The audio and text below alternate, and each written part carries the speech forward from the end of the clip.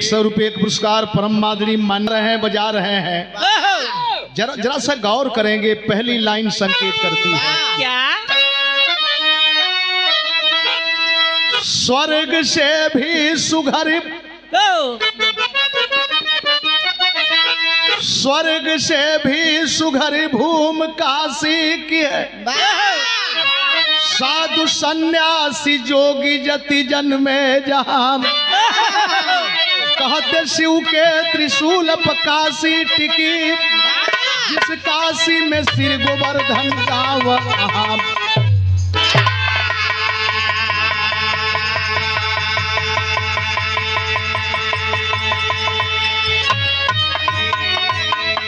शर्मकार कुल में रबीज करते बसर, जिनकी कर्मा दुल्हनशील वाली रही।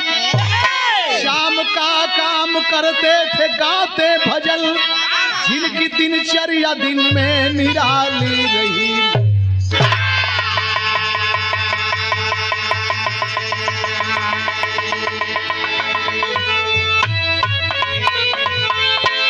चेवर वंश, यही बनारस की धरती, काशी की धरती, अनमोल धरोहर धरती, जहाँ की मिट्टी चंदन से भी कीमती मानी जाती है। बाबा साथियों, लोग कहते हैं कि चमड़े का कारोबार करते थे, ये धंधा रहा, ये धंधा रहा, जो भी कुछ रहा हो, लेकिन ये धंधा है। धंधा कोई भी आदमी कर सकता है। बाबा छोटा सा परिवार, सुखी परिवार, दिन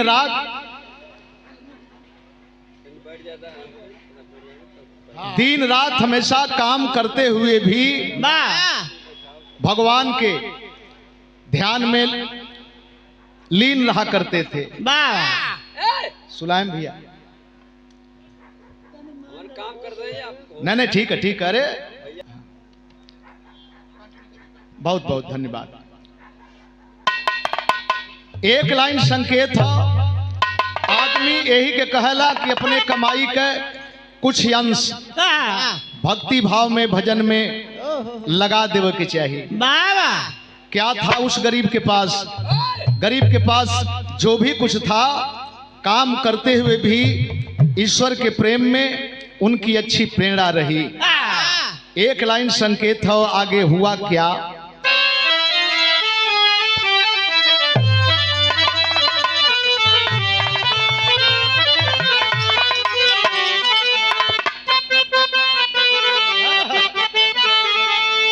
ये क्या बजा रहा है?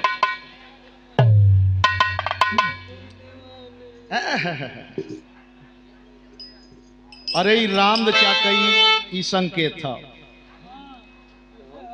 जिसके सर पे हाथ हरदम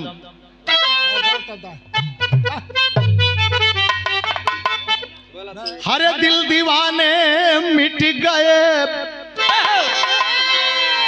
दिल दीवाने मिट गए, जग में वफा के नाम पे।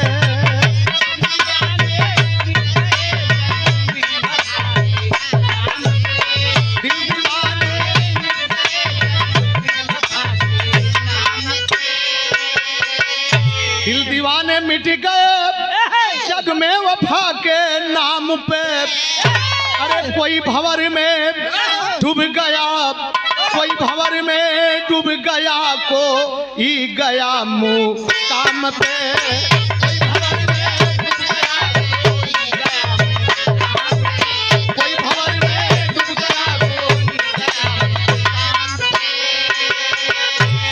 शादी विवाह भइले के बाद 2-4 बरिस अगर बीत जाला, माँ बहने आपस में कुछ बोली कुबोली बोले लगेली।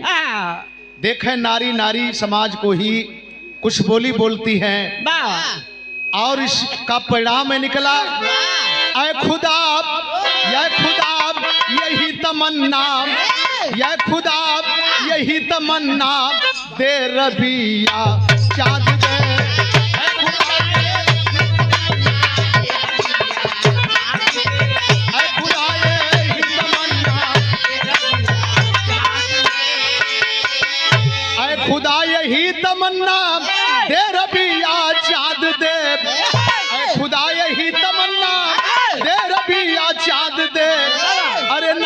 दुनिया में हो रोशन, नाम दुनिया में हो रोशन, ऐसी एक औलाद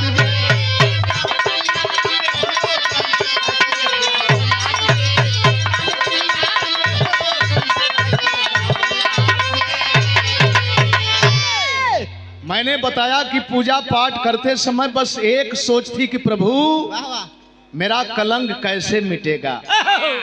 बिरहा शायर है लेकिन हमरे अंदाज में।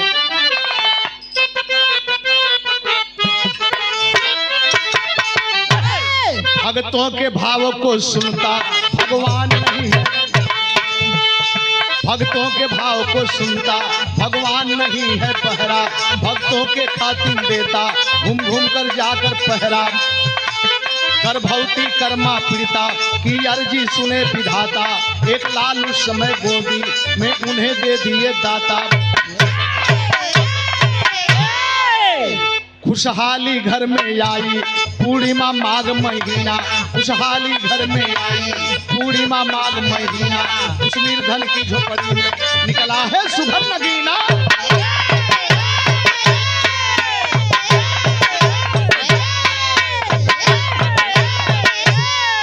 आज का ही दिन मन्नत पूरी हो गई, अरमान पूरा हो गया। ध्यान रहे ऊपर रहे, मन्नत पूरी हो गई। एक बेटे का पुत्र जन्म, जब पुत्र का जन्म होता है तब माई बहन के खुशी का ठिकाना ना, चाहे हमारे गांव में होखे चाहे आपके गांव में होखे चाहे कहीं होखे। आया है माई बहन दौड़ के झूम के गावे लगली कौने भाव में गावे लगली। सोहर आ गई।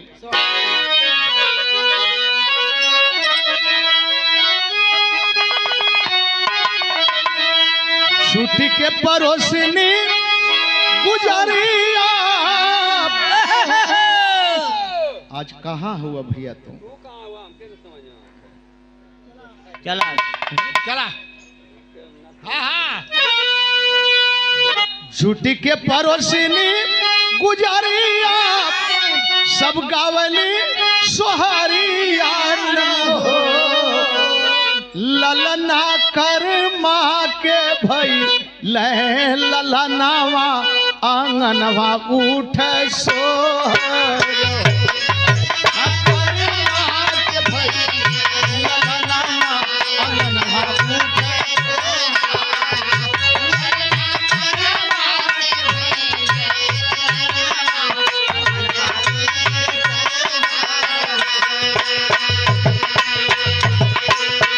नाम ले लेकर के माई बहन गावत यही झूमत यही। और आगे हुआ क्या, जन्म हुआ। लोग बताते हैं कि ललाट अपने आप ये संकेत देने लगा, चेहरा संकेत देने लगा। झोपड़ी में ही पैदाइश होती है लेकिन उस समय उसका भाव क्या मिला। रवि जैसन झोपड़ी में प्रकाश रविदास भैया,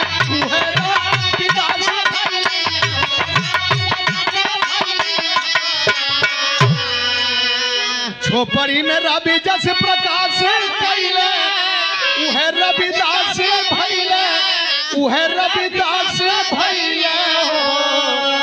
ललना लाल बढ़े जैसे सूर्य चानवा, अंगनवा उठे सोहर।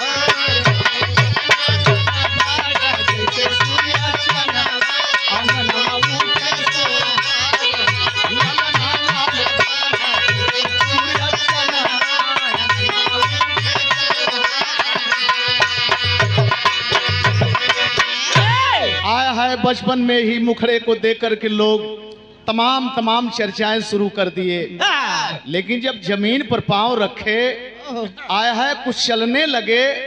सयाने होते हैं, दिन दुगुना रात चौगुना, प्रगति जो है सारी क्षमता बुद्धि की क्षमता और जब बढ़ने लगी बचपना में ही भाव को देख करके माँ बाप चिंता में पड़ गए। कैसी चिंता? एक लाइन संकेत हो, फिल्म का गीत है।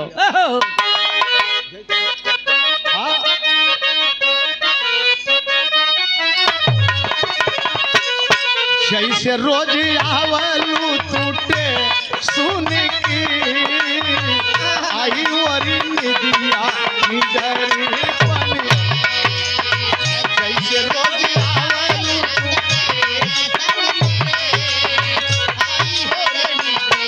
निदरी पन कैसे रोज आवलू आई वरी बुध बैरागी जैसे बचपन में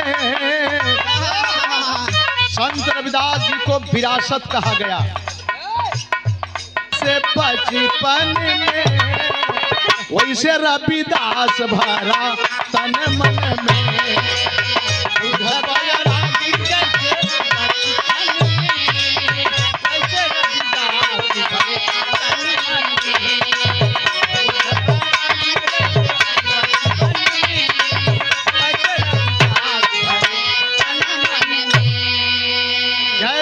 महात्मा बुद्ध भगवान को बालेपन में पैदा होते ही एक बैराग का संकेत मिल गया। 7 कदम रखे और 7 कदम कमल के फूल का निशान देखा गया। वैसे बचपन में ही संत रविदास की सोच और जब भक्ति की तरफ जाने लगी माई बाबू चिंता में पड़ गए। 150 रुपए आज के दिन के खुशी इजहार करे के हा माई बाबू चिंता में हुए। बचवा का हाल देख के झंखे बाबू मैया लोनी नामक बिटिया से कई देहल सगैया। आय हाय शादी हो गई, शादी के बंधन में बंध जाएंगे तो शायद ये बैराग कम हो जाएगा, हट जाएगा, छूट जाएगा, ये रास्ते से हट जाएंगे। लेकिन जब शादी कैले दुल्हन लोनी घर में पतोहू बन के अली तो संत किनारी मिली साध्वी। संत किनारी मिली साध्वी दुखियों का दुख दूर करें। जोगी यति साधु हार गए घमंड सबका चूर करें। लिए परीक्षा जलने वाले, लिए परीक्षा जलने वाले कायल हुए नमूने से। कैसे रोगी अच्छा होते नीच अछूत के छूने से। दे और दुल्हन मिल गईली इनहू से बढ़िया संतई। हाय हाय केहू कभी दुख दूर करे हाथ रखें। मेरे दोस्त एक चर्चा का विषय बन गया, एक चर्चा का विषय बन गया। विषय बना बिरहा में कवि जी भाव लिखलन।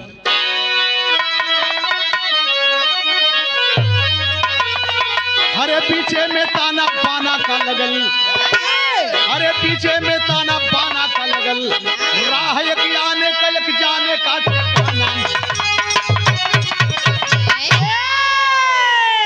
सती होत रंडी नहीं, ब्राह्मण पखंडी नहीं। आज कर्मकांड से दुनिया परेशान है। मन रहे चंगा कठौती में गंगा, लोभी लखमगंगा से देश हैरान है। जन्म से चमार सब, पाए एक यकार सब। शील सदाचार के बस भूखे भगवान है। बांटे वाला व्यवस्था बांट देहले, शरीर में चकबंदी कर देहले, चक काट देहले।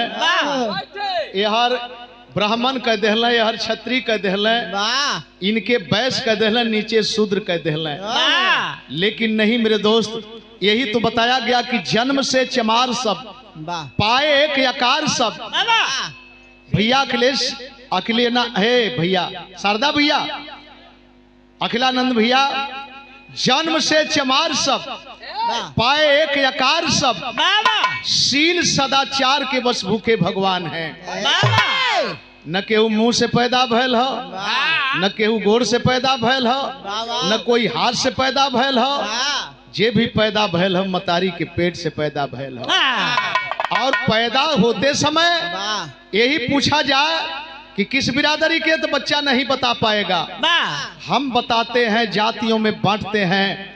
आप फलाहर जाति है, लेकिन आदमी में, नारी में केवल 2 जात है। एक ठे तीसर के नंबर पर हो जेके उनके कहल जला अलगे से ही जड़ा। कार करेंगे। बाबा जात है तो पशु पक्षियों में जात है, घोड़ा पहचान में आ जाई, हाथी पहचान में आ जाई, बैल बकरी पहचान में आ जाई, लेकिन आदमी इतना हमन बैठल है जा केहू पहचान पाई, जे जानत है वह बताई कि फलाने फलाने हुए। नंदलाल अगर चल दे ऐसे तो कोई क्या जानेगा कि फलाने हुए कौने बिरादरी का हुए। ये संतों की परिभाषा रही समाज को समझाने के लिए, लेकिन ये बात नीक ना लगल के ना नीक लगल।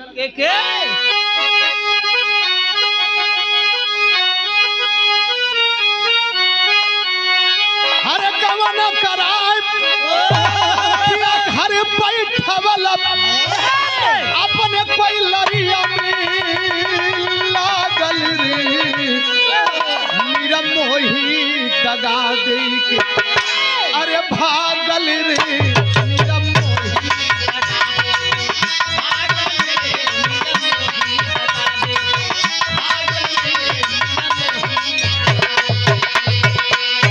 अरे ब्राह्मण समाज सुन लाजी यावन मन में यदिनिया लागल रे, पाया छुतवा के पुतवा अरे पागल रे, पाया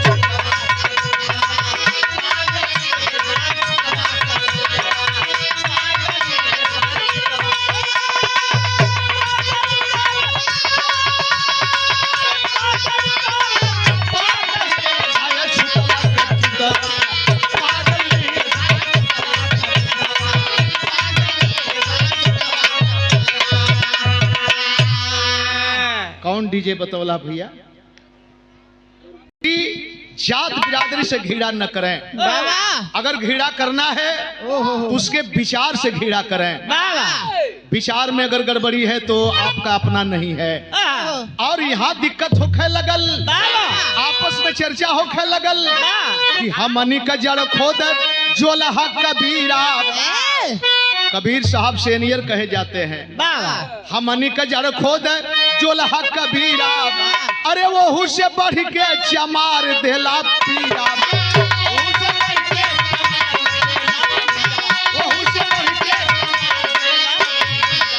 अरे कैसे मराई ई पापी मुदैया, कैसे मराई ई पापी मुदैया, मन में ई भावना झूठल रे, बाया छुतवा का पुतवा।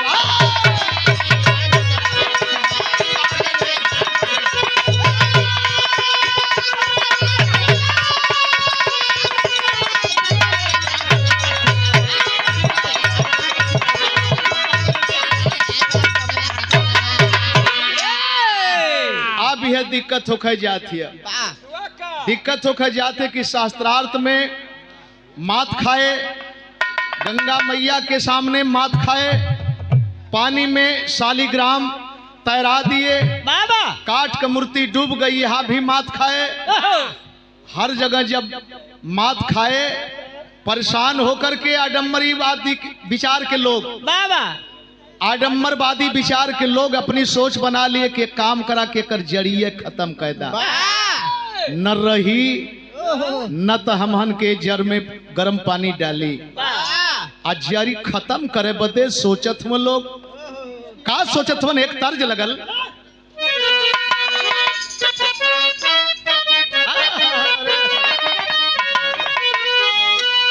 कहवा के खाया रे चुनावा,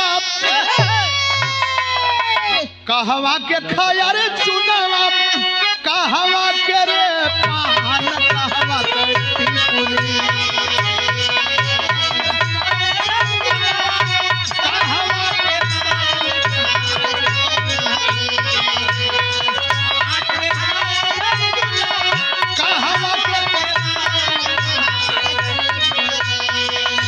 लीला रवा मार रे जान, कहवा के टिकुली। अरे वाह रे धनेश, पंचायत साहब आप लोग से ये प्यार भरा ना लौकत है तब बारी ला। कैसे मराई मुदैया, अरे ब्राह्मण कर मन विचार, जमाना मारी में हनाम, जमाना मारी में हनाम, ले भाई अपने हाथे हथियार, जमाना मारी में हनाम।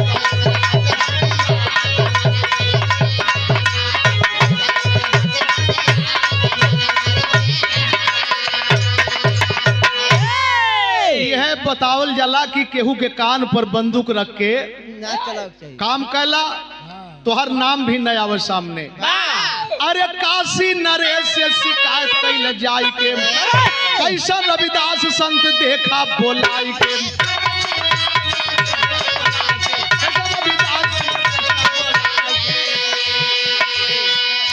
पूरे बनारस में चर्चा हो खला ललकार जमाना मारी में हम जमाना मारी में हम पूजा पाठ का जानी चमार जमाना मारी में हम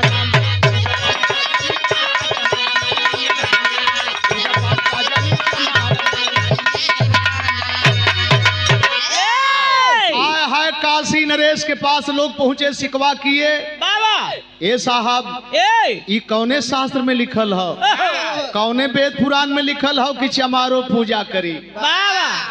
इसीलिए खंडन किए थे कि जन्म से चमार सब पाए एक यकार सब शील सदाचार के बस भूखे भगवान है।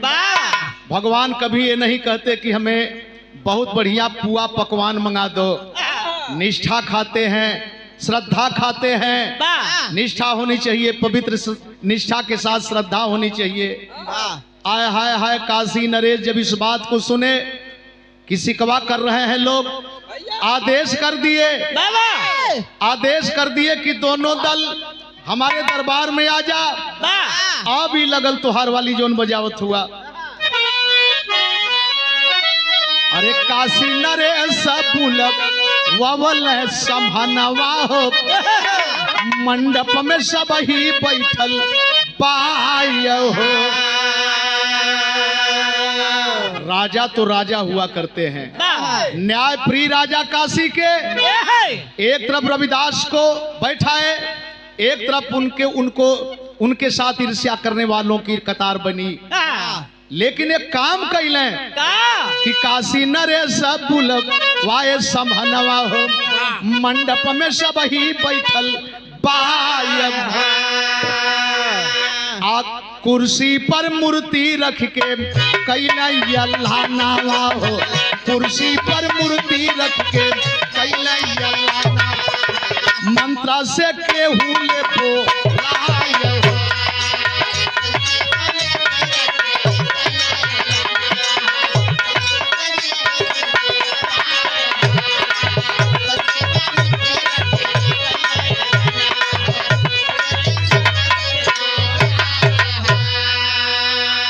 ₹100 पुरस्कार तन नौवा फिर से बता दा। मरता क्या नहीं करता पुष्पार राज, बड़ा रंगीन हो भाई। न जैसे कुर्सी अपने कुर्सी पर अपने सिंहासन पर प्रस्तर की मूर्ति रखे, यही के पत्थर के टाँकी मार के बहुत बढ़िया से बढ़िया मूर्ति बनावल जला, जोने मूर्ति में फिर हमार प्राण प्रतिष्ठा कैल जला, बनावल जला, अपन ही प्राण ढिलल जला, अपन ही और अपन ही पूजा कैल जला। तो एक मूर्ति रखे, शालिग्राम की मूर्ति रखे, कहे कि दोनों दल, एक दल पहले शुरू करे दूसरा का दल बाद में, और जो अपने प्रवचन से इस मूर्ति को अपने पास में बुला लेगा वो दल जीतेगा और हारने वाले को एक सजा मिलेगी। सजा कैसी मिलेगी? एक पालकी मंगवाए, पालकी मंगवाए। पालकी की चलन प्रचलन कहाँ से शुरू है? पालकी मंगवाए, कहे कि हारने वाला पालकी को उठाएगा, जीतने वाला पालकी में बैठेगा और उसका नाम लेकर के बनारस भर में घुमाया जाएगा। बात बिगड़ गई, मंत्र उच्चारण करके हर भवनवा मूर्ति न तन को हिलल पहायो हो। अरे हथवा के जोड़ रवि धनवा लगावल हो, हथवा के जोड़ रवि धनवा लगावल, मूर्ति जा गोदिया बैठल पाय।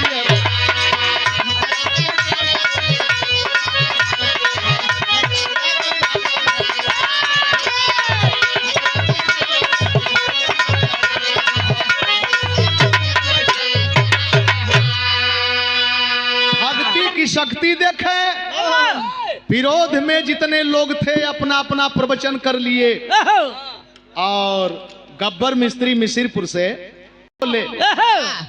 जब संत रविदास का नंबर आया हाथ जोड़ करके ध्यान मग्न हुए और जब मूर्ति सिंहासन पर हिले लगल थी अपने में लोग बतियावत उनका हो गज गोबर। अरे मूर्तियां तो हिलत है ये मर्दवा, मूर्तियां तो हिलत है, खतरा वाली मूर्ति हिलत है। तब तक मूर्ति जो है नाचते हुए रविदास के गोद में आके बैठ गई। और जब रविदास के गोद में आके बैठ गई तो वही दरबार में बनारस की धरती पर काशी में दरबार में जो है जय जयकार हुआ। और कैसे जय जयकार हुआ, संकेत लगल।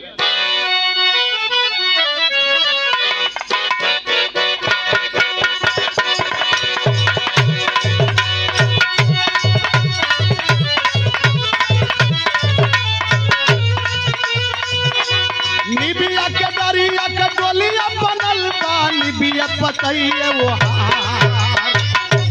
दरिया के डोलिया बनल बा, निबिया के दरिया के डोलिया बनल। अरे देवलोक से चलली भवानी न हो, देवता बनल कहार। बात बिगड़ गई।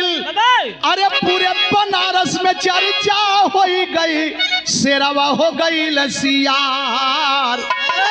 अरे पालकी में बैठे रविदास गुरु हो, पंडा करे जय जयकार। पालकी उठाए, पालकी उठाए, जय रविदास जय रविदास जय रविदास। की चलन है लेकिन इतने ना, अब वही चर्चा पचल ना। तबले चित्तौड़ से मेवाड़ से मीराबाई आ गई बनारस की धरती पर। और बनारस की धरती पर कहाँ भेंट होता है, बीच रास्ते में भेंट भइल। और जब बीच रास्ते में भेंट भइल मेरे दोस्त तो चर्चा सुनकर के आई थी और पैरों में लिपट करके बोली, बाबा मैं दागिन, मैं दागिन। यानी उनके अंदर कोढ़ था, उसी बात को लेकर के मीराबाई कही, बाबा मैं दागिन। आया है शिष्या बनाए, कोढ़ खत्म हो गया और वही स्थान का नाम पड़ल मैं दागिन। जहां मीराबाई के कोढ़ को समाप्त किए थे, जहां शिष्य बनाए थे, वहीं पर उसी का स्थान का नाम। ये तो बात कही थी मीराबाई की, बाबा मैं दागिन, मेरे अंदर दाग है। बहुत दूर दूर तक मैं गई लेकिन मेरी दाग कोई खत्म करने वाला नहीं मिला। मीराबाई का दाग खत्म भल, मीराबाई शिष्या बनली। अभी चर्चा और बढ़ गई, ये चर्चा और बढ़ गई कि तब बनारस में दिक्कत हो गई। यहाँ से लोग चित्तौड़ पहुंचे। और कहाँ पहुंचे चित्तौड़ में,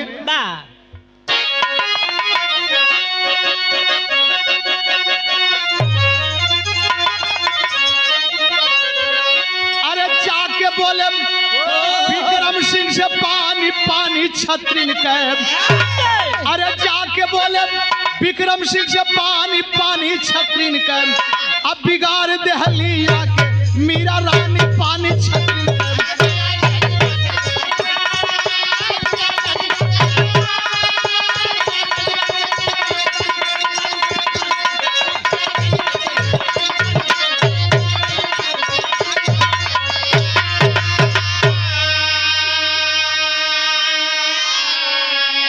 ब्राह्मण कुल अब हुआ कलंकित, रविदास से लेहनी शिक्षा हो। ब्राह्मण के ना गुरु बनौली, चमार के बनली शिक्षा हो। अरे बुला उसको चित्तौड़ की राजधानी पानी छत्रिन के। अब देखा जाएगा कि कैसा ज्ञान पानी छत्रिन के।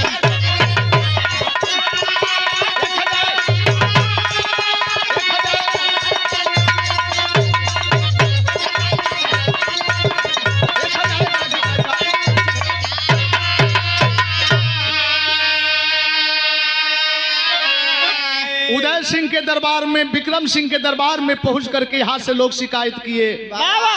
आए हाय, जो साथ में ब्राह्मण समाज के लोग आए थे उनको लिवा करके गए और शिकायत करते हैं, महाराज यहाँ से लेकर चित्तौड़ से लेकर के बनारस से लेकर के मथुरा वृंदावन से लेकर के कोई ब्राह्मण परिवार का व्यक्ति नहीं मिला मीराबाई को।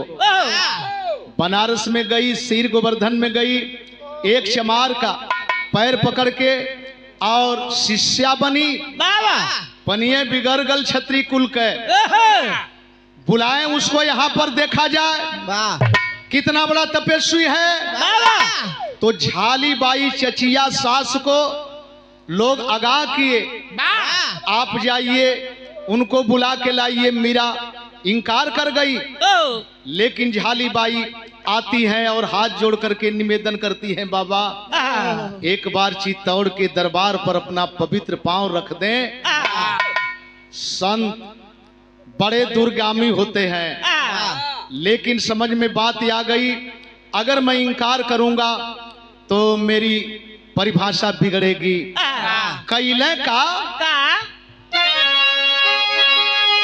चला बहादुर।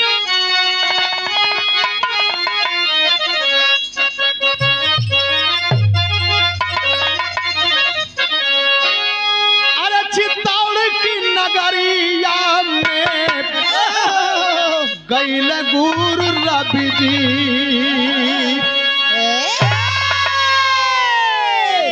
जहाँ करत रहल लोग इंतजार।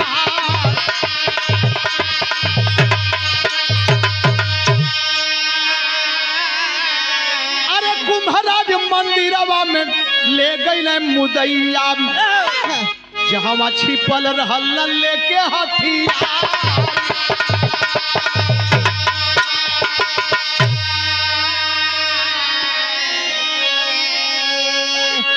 प्रमाणित दस्तावेज एक गवर्नमेंट के कोर्ट में पास हुआ, तब जाकर के मौका मिला हम कलाकारों को आपके बीच में देने के लिए, आपके बीच में रखने के लिए।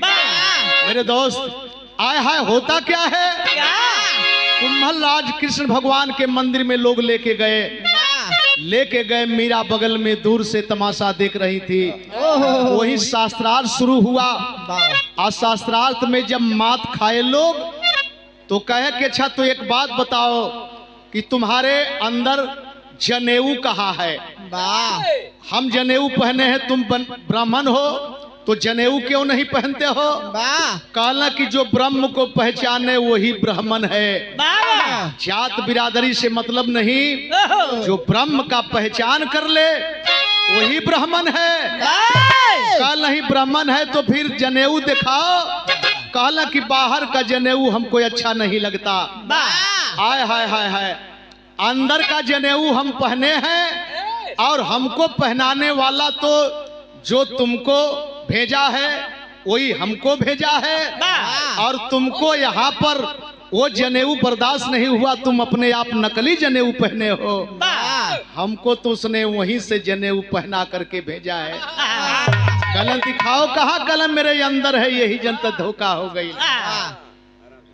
दोस्त दिक्कत हो गई। हुआ क्या क्या? अरे इतने में धइल हल पापिया मुदैया,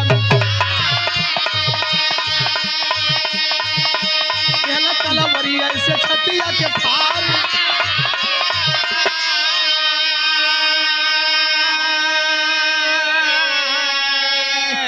हाय, काशी के महान संत की चित्तौड़ में हत्या हो गई, और हत्या करके लाश ले जाकर के बस्ती में फेंक दिए। इतिहास पर यहीं पर पर्दा पड़ गया, और पर्दा ही नहीं पड़ गया बल्कि बाहर निकल करके जय जयकार किए, बाहर रविदास, बाहर रविदास। स्वतः जनेऊ दिखा करके रापी से अपना सीना फाड़ करके जनेऊ दिखा करके स्वदेव स्वर्ग को चले गए। पहलवा फोटो में दिखावल जा हाथे में, भैया सभासद साहब, हाथे में रापी, मानते हैं कि वो चमड़े का काम करते थे, लेकिन न्योता पर गए थे तो राफी लेके जाने की क्या जरूरत है।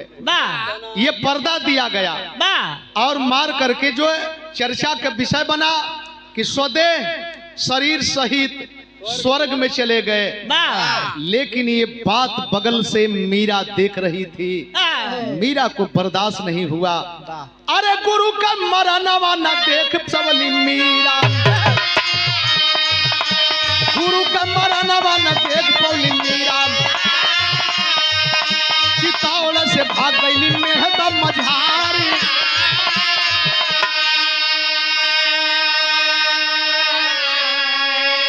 मेहता चित्तौड़ से उस मंदिर से भाग करके मेहता गई, मेहता रहने लगी। लेकिन इतना ना हो भैया, अरे देवर विक्रम सिंह जब मनावे बदे गईलन,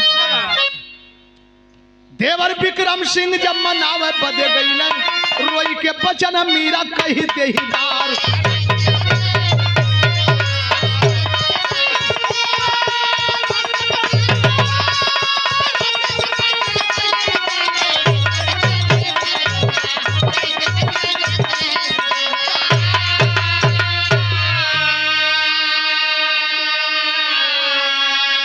परमानुष के अमृत को नहीं समाप्त कर पाए लोग।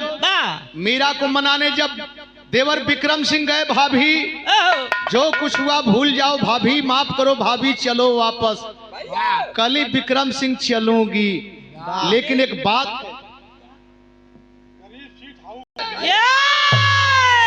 लेकिन मीराबाई एक बात विक्रम सिंह से कहती है। क्या कहती? क्या है? क्या?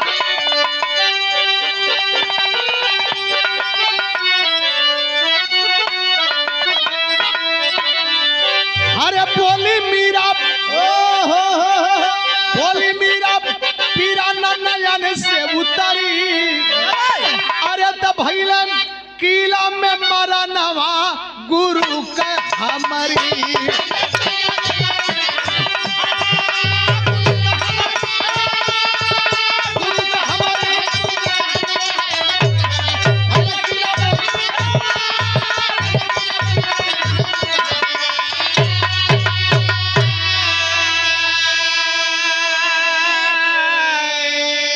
कहली एक शर्त मेरी है, अगर शर्त मंजूर हो विक्रम सिंह तो मैं चलूंगी। किले के अंदर गुरु का हमारे स्मारक बनेगा।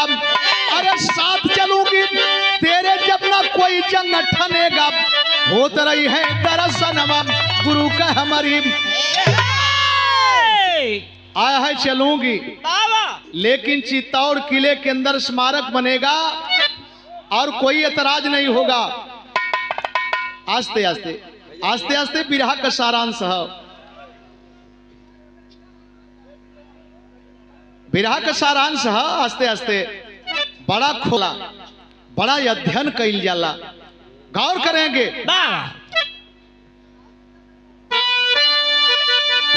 शर्तानुसार किला के अंदर स्मारक बनवाए।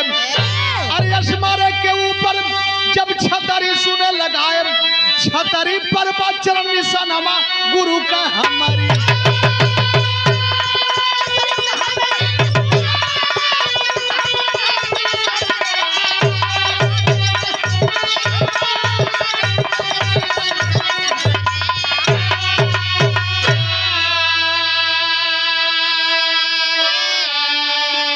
स्मारक बना। स्मारक बनाने के बाद में जब इंजीनियर मिस्त्री ठेकेदार छतरी लगाने लगे, छतरी लगा करके ज्यों ही हटते चरण पादुका निशान अपने आप उग जाता। और जब चरण पादुका निशान अपने आप उग जाता, उसको मिटाने का बहुत बड़ा प्रयास किया गया। जब भी मिटा करके आते थे लोग, अपने आप चरण पादुका निशान सामने दिखाई देने लगता। खखा करके मीरा हंसती है, अरे विक्रम सिंह, नाश्वर शरीर किसी की मिट सकती है। गुरु चाहते तो आते ही नहीं, गुरु चाहते तो तुम मारते ही नहीं। लेकिन जब सबको मिटना है तो उन्होंने ऐसे जगह पर मिटा है कि कम से कम एक यादगार तो रहेगी इतिहास के अंदर। हरिजन लिखहू के ना है, हाँ यह शुद्ध है। ऐमन बताओ में लोग संकुचाला लेकिन जो सच है, चली चली पिताजी की तरफ से बाहर होता क्या है, क्या आज जब खखा करके हंसती है तो हुआ क्या, मीरा के मर जाने पर मीरा की बनी समाज, मीरा के मर जाने पर बगले में बनी समाज, आज भी दर्शन करता वो हम जाके सर्व समाज, रोज होला कीर्तन हवा गुरु के हमारे।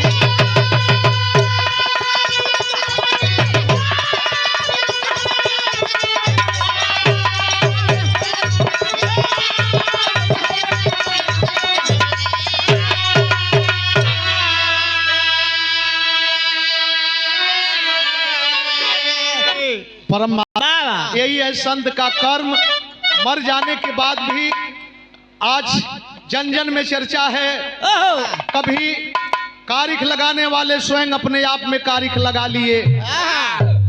गुरु बिहारी गुरु गणेश का खत्म हुआ दस्तान, विमल चंद्रिका कवि केशव बच्चन से प्रेम। अरे पीछे में दाना पाना का लगल, पीछे में दाना पाना का लगल, यादव रामा कभी इतिहास सामने लाना, पीछे में दाना पाना